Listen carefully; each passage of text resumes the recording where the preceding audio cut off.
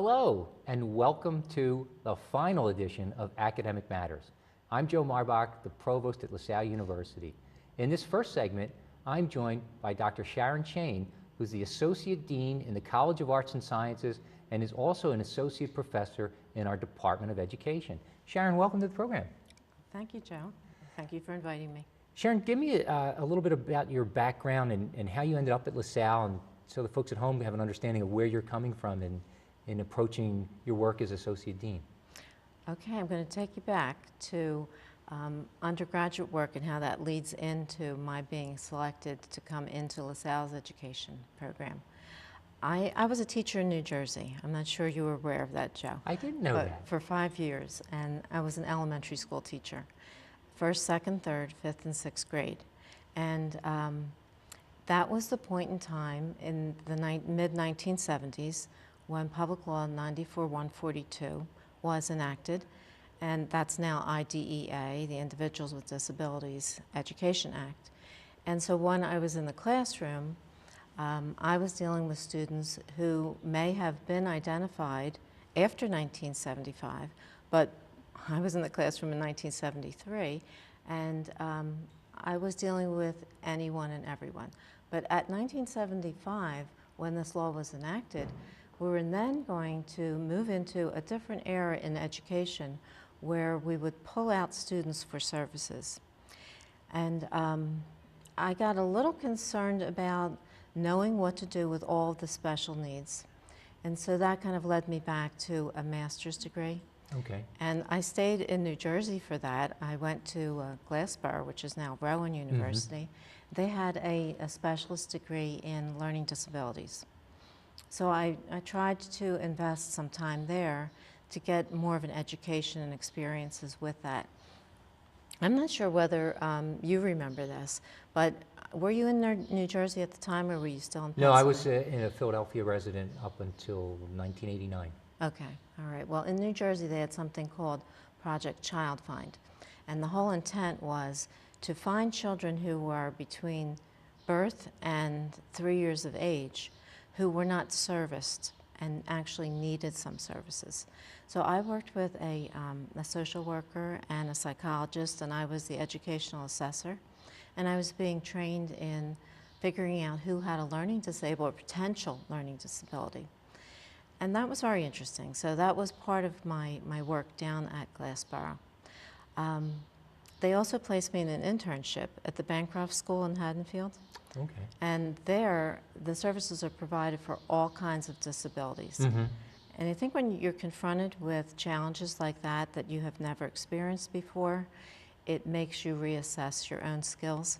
And I think that's what really prompted me to go on for a doctorate in special education at Lehigh. And so Lehigh University was fabulous in giving me exposure to yet another population that I really didn't have a breadth of experience with and depth of knowledge. And that was, I will use the old terminology, severely mentally retarded or severely handicapped. And quite frankly, that's very challenging and can be fearful when you have not had previous experiences. Mm-hmm.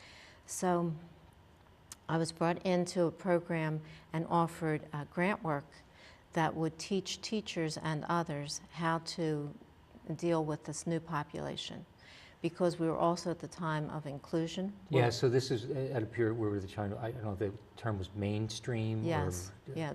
So bring the students with some disabilities into the regular classroom. That's right, that's right. And there's a difference between mainstream and inclusion. Mainstream preceded it in that if the student was academically prepared to come into the, let's say, a second grade classroom, then you would bring the student in. If they weren't academically prepared, then you would just involve them in, well, let's say art, recess, you know, Okay. those non-academic subjects, that aspect of, of school life. Yeah. But inclusion is not that. Inclusion is full inclusion, you know, all the academics, the exposure to it all, and that really was the intention of Public Law 94-142 with the free appropriate public education for all students. The problem was that in the field of education, we really didn't know how to do this. because these students had been, the more severe students had been confined to custodial care programs. So I found it invigorating, exciting, challenging, and fearful to enter into programs at that time when everything was new. Like we were just inventing strategies to bring these students into the classroom and figuring out what kind of treatment programs and where do you teach them, and you go far beyond the confines of a classroom, because if you're teaching someone who is severely mentally retarded, you have to teach them for their ultimate functioning, which is the community. Mm-hmm. So your classroom and your instruction goes into the community. So I was taking children, adults, into libraries, movie theaters, into McDonald's, because maybe the family wanted them to participate with a family gathering at McDonald's. Well, how does the person do that when they have never been taught any of these skills? And up to this point, I guess the people with that kind of disability were more or less shunned, or they were kept into their own homes or something along those lines. That's right, that's right. So the doors are open. I happen to be a member of the Association for Severely Handicapped at the time, and I think the position was taken that if we can find ways in which we can integrate this population into a regular ed classroom, then any population of students should be welcome in the regular ed classroom. So it was an exciting period for me. I had exposure to children with autism, and you know, went into group homes with older, severely handicapped individuals. It was really quite a broad field. So much of my time was spent with those two populations. So it was mental retardation, which is now referred to as intellectual disabilities, and the autistic population. So that was new. Yeah. But it kind of infused the regular ed experience that I had and the special ed. So when I started to look around for positions, LaSalle was one of the places where I interviewed, and it was very timely in that this was 1985. They were starting a program which was one of the first in the nation to infuse the two. And so I came in right on the ground floor of trying to integrate these two, not as you take some regular ed classes and you take some special ed classes, but you look at the child and you figure out what the child is presenting to you and you move from there. Okay, so it's really the intersection of the two. And as you said, that was a unique program at the time, and largely still is, where our students were, it was essentially, they're doing a dual major, right? Yes. Special education and is it secondary education, or? Well, we've infused that with secondary, but at the time it was only elementary. Elementary education. Yeah. Okay. So it was a great interview because I could bring both experience and education to the table and say I could help with this program. And that's kind of what sold it for me. Yeah, and it's very much in keeping with our LaSallian tradition of linking theory and practice, and you were doing it in reverse. You were bringing the practice to the theory to infuse future generations of teachers. Yeah, and now, of course, that has, I mean, you just look around, that seems to be the popular method of certification, that you would want both of these because you have inclusive classrooms. Now, Sharon, we still remain very active in addressing issues of autism. We host a regular conference. I know you wanted to mention that. You're very much involved with that. Tell me about the details of the conference that's coming up in the next few weeks. So on May 1st, which is a Friday, we have an all-day conference. Registration begins at 8 o'clock. It goes till 3. And we have a keynote speaker by the name of John Elder Robeson, who didn't get diagnosed until he himself was 40 years of age, because he was on the higher end of autism, which is Asperger's. And so he's written a book about his life, so he will be our keynote speaker. And we may have Eustacia Cutler come just to say hello or be available to talk with parents, but she's Temple Grandin's mother. Right. And we've had Tell us a little about Temple, because folks at home may not be familiar with Temple. We had her here last year. Yeah, we've had Temple as our keynote presenter. Temple is a high-functioning autistic individual, and so high-functioning that she has a professor position at the University of Colorado. And Temple went through her life struggling with public education. Her mother was a valuable asset and advocate for her to get her services. And Temple will tell you about her own struggle. She's written several books about living the life of a high-functioning autistic individual. So she pulls in quite a crowd. Mm-hmm. But her mother deserves equal footing there, because the mother was doing so much of the intensive advocacy for her child. And that's particularly relevant at LaSalle because of our Ladder Center, right, which focuses on the families of autistic kids. A lot of focus goes on the autistic child or individual, but they're living with people, and that requires a lot of care and nurturing. It impacts the entire family system, and so the supports have to go out to the family.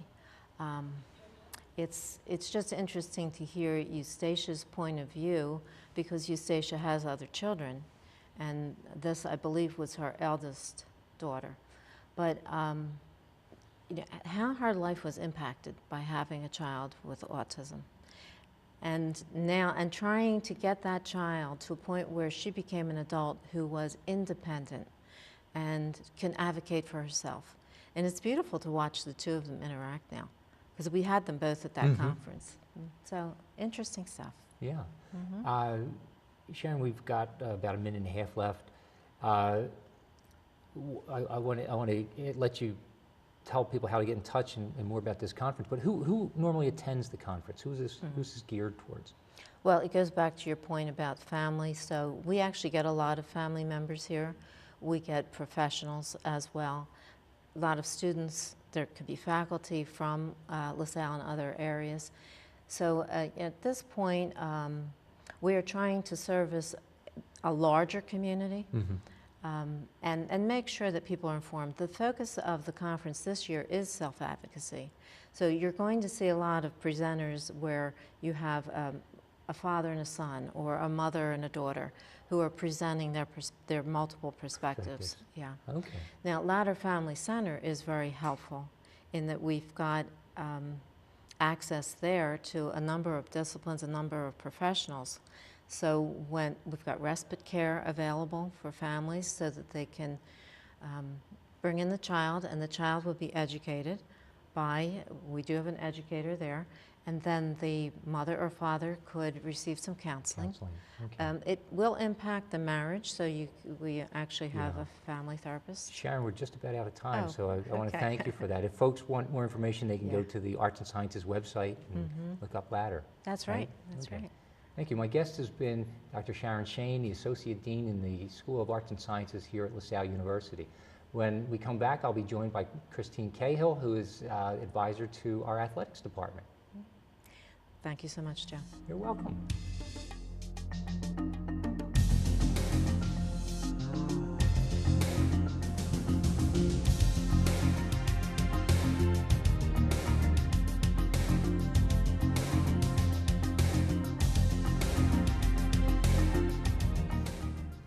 I'm a writing center tutor, and I know more.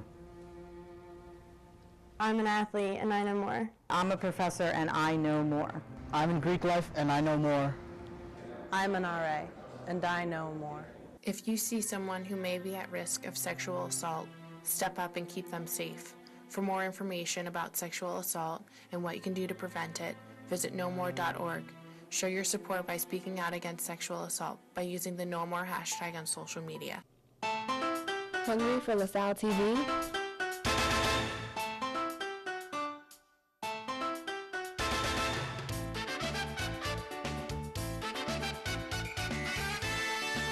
Check us out on YouTube. Follow us on Facebook. Check out our Twitter.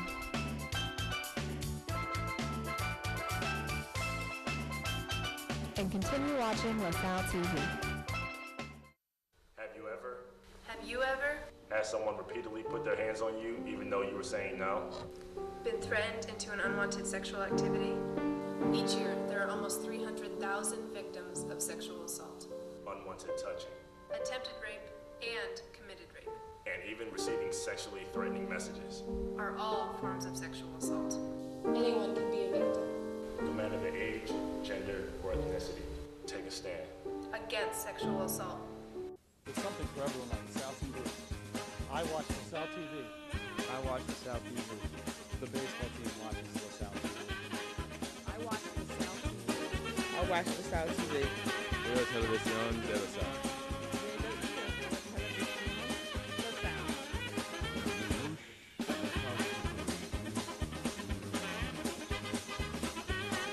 And you can too. Follow us, like us, and watch us on the South TV.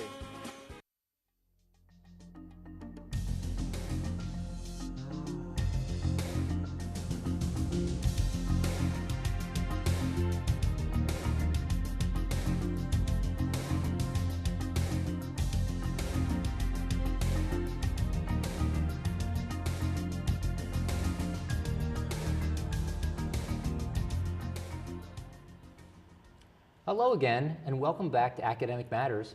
I'm Joe Marbach, the provost here at LaSalle University. In this segment, I'm joined by Christine Cahill, who is the director of academic support services to our athletes on campus. Christine, welcome. Thank you. Christine, sounds like a little bit of an unusual type of position. How does one get to start to become an academic advisor in the first place, and then specialize in working with athletes? Well, my road is not probably the normal road. I was in graduate school for education, getting my master's in elementary education, and I started through a friend knew coaches at St. Joe's where I went to college, and they needed someone to tutor a player. And this is well before our department was really an established department in colleges. So that tells you how old I am. And so I started tutoring, and I was in grad school, so it was one of my grad school jobs. And then I got a job, and I taught second grade for over 11 years, Philadelphia public school teacher. And of course, as most teachers, I had to have another job. So my part-time job was tutoring a couple basketball players at St. Joe's. And then I got hired by Philadelphia University to help some of their players, and I worked there. I dabbled a little at Villanova with a couple of their basketball players, just because it's a small community and people are like, oh, she can do this and she can do that. So I did that for the whole time I was teaching second grade. Okay. And then I decided to leave the school district and started a small business, which I did for a year or two. And then a person at St. Joe's told me there's a job open. I think you need to try and do it because they really need someone to focus really with men's basketball and in the very beginning. So I talked to Brother John, and I feel like it happened in like 15 minutes, but it was probably a couple days. So that's my background, elementary education, master's, second grade education, which has really helped a lot with a couple just, multitasking things that we do. So you start here then with the men's basketball team. You were with them during that spectacular run a couple of years ago to the Sweet 16. And now as you mentioned, Brother John was in charge of the program. He has since left LaSalle and is president at Calvert Hall down in Baltimore. So a shout out to the good Brother John. And now you're directing tutoring for all the athletes. Yes, it's an interesting job because people always say, oh, this is the tutor and this is the tutor. I hired an awesome partner to work with. Her name is Kate Marr. And between the two of us, it's a lot more than tutoring. There's such a great tutoring opportunities on campus for the kids we can send the kids to. It is, you couldn't imagine the amount of different things, the scope. We do scheduling, we do interaction between teachers and helping them understand how to speak to teachers, how to approach problems in the classroom. We work with coaches, with individual players they think may need help more than others on the team. We travel if we have to travel and give tests if we have to give exams, and we get so much cooperation with faculty and we're trying to get around and meet and everyone, but the faculty is really what helps us look good, I would say. And I think what's important is our approach as a university, that these are student athletes, and the emphasis is on the student part. You know, and we all know that, you know, the athletic part is great, and we bring in really bright students. So some of your challenges isn't as great as some other areas, but scheduling and time management, and you know, because of your efforts in part, athletes graduate at a higher rate. They have higher GPAs than the general population. But it is that emphasis on the student, isn't it? It is, and I speak to a lot of parents pre them coming to LaSalle on visits, and I always tell them, you could be wonderful, you could be an Olympian, you can be All-American. In the end, I don't care, because all I care about is if you get your degree. So, you know, I'm going to help your coach, I'm going to cheer for you. I'm a big mouth, I go to games, I scream, I cheer. But, and the bottom line for me is your degree is why I'm here, why you're here, and it's the most important thing that I think you're going to get from here.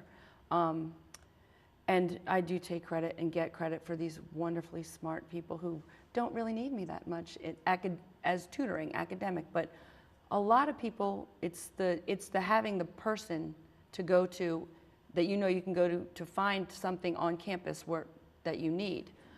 It's, you know, your coach is the person on the field, and sometimes you don't want to go to your coach for certain things. And we get financial questions, financial aid questions, compliance, and we can just send them, but we're like the information desk for the services, and there's so many that they don't know about until they ask me to do something, and I say, oh no, that wouldn't be me, that would be the math center, the tutoring center, the writing center. So yeah. It's a lot of directing and direction, and just trying to make them aware of what's actually sitting here available for them on campus. Well, in a lot of ways, I think it's what is one of the best characteristics of LaSalle. You know, we've been in these branding exercises, and what does LaSalle mean, or how would you describe LaSalle? And I tell people it's all about mentoring. That students, when they come to LaSalle, will find a mentor. Maybe a faculty member, but more than likely it could be a staff member who's taken a personal interest in you and can help you deal with whatever your problems are. And you went through the whole litany, whether it's financial aid, I'm having problems with a roommate, I've got to reschedule an exam, I've got to deal with a faculty member for the first time. How do you do that? And you don't say, hey dude, right? Oh, right. The best part is that usually freshman year, we try and nip this in the bud, but they'll come and say, I just didn't do well on my test. I just failed my test. And I said, okay, you need to talk to the teacher. And they said, yeah, I'm going to go email them now. And I said, but you just left the teacher. You know, it's not a verbal community that we're in right now. So you got to push that. So that's a lot of what we do as well, just teaching them the communication, because there are so many people that are available to them that they can't just email at 11 o'clock and say, they never emailed me back. Yeah, expect instant gratification. Christine, are there differences among the sports? Are there differences among the genders in terms of the services that might be needed? And that might be a loaded question. It is loaded. The girls are a little more adaptable. They're a little more initially responsible, and I'd say the women athletes, not in general. They're all fun. They all have their own special needs. I wouldn't say there's much of a total difference. It just seems that freshman year, the male student athletes are a little more needy in the directional, organizational sense. Well, that's just probably forceful nature, right? Yeah. Men mature a little later than women. I always say, girls are better. Sorry, guys. Well, that sparks a little competition among them, right? We have GPA competitions, that, especially amongst each gender teams, but we have GPA competitions, and they're pretty tough. Yeah, well, I'm looking forward to the academic awards banquet next week, I think. Yeah, Tuesday night. And it's always a pleasure to see which team wins and the cheering that goes on. Let me tell you, neck and neck for the women's GPA. I mean, we have a tie, and then we have a 1/100th of a point below. So it could be a three-way. 3.39, two 3.39s and one 3.38. Wow. So we had to just go with the two. These are just really bright students, aren't they? They're phenomenal. I'm in awe. I am. When I look at their grades, I wasn't this good. I don't like to tell them that, but they're great. They're phenomenal. And just for some of the demographics, how many students participate in intercollegiate sports that fall under your I jurisdiction? think there's a little over 400 student athletes here at LaSalle. I believe it's a little over 400. It's essentially mixed or 60-40 women? It's might be 60-40 women. I Yeah. believe it's kind of like the population, I think. Right, the athletic population is supposed to mirror the general population of yeah. students, and we're about a 60-40 split. And we have 21 teams? Let's see, this is like I believe it's 21 or 22. I think it's 21. You might be 21, I right, think, yes. is the number I've been told. Sometimes I get confused because track is 3 different teams. Right. You know, where's winter track, there's spring track, and there's cross country. So do we count them as 3 or 1? They're all. It's basically generally the same group of kids. Okay, and you're essentially dealing with these 400 students with a department of 2, Yes. but you're supported by a We're- wonderful academic yes. and learning support services. And our here on coaches are campus. wonderful, and they're very helpful.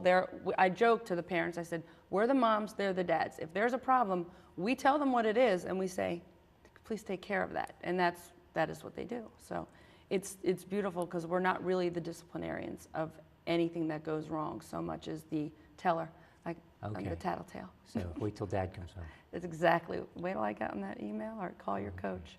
Christine, thank you. Thanks. Thank you. My guest has been Christine Cahill, who's the Director of Intercollegiate Academic Advising at LaSalle University. As I mentioned earlier, this is the last Academic Matters program that I'll be hosting.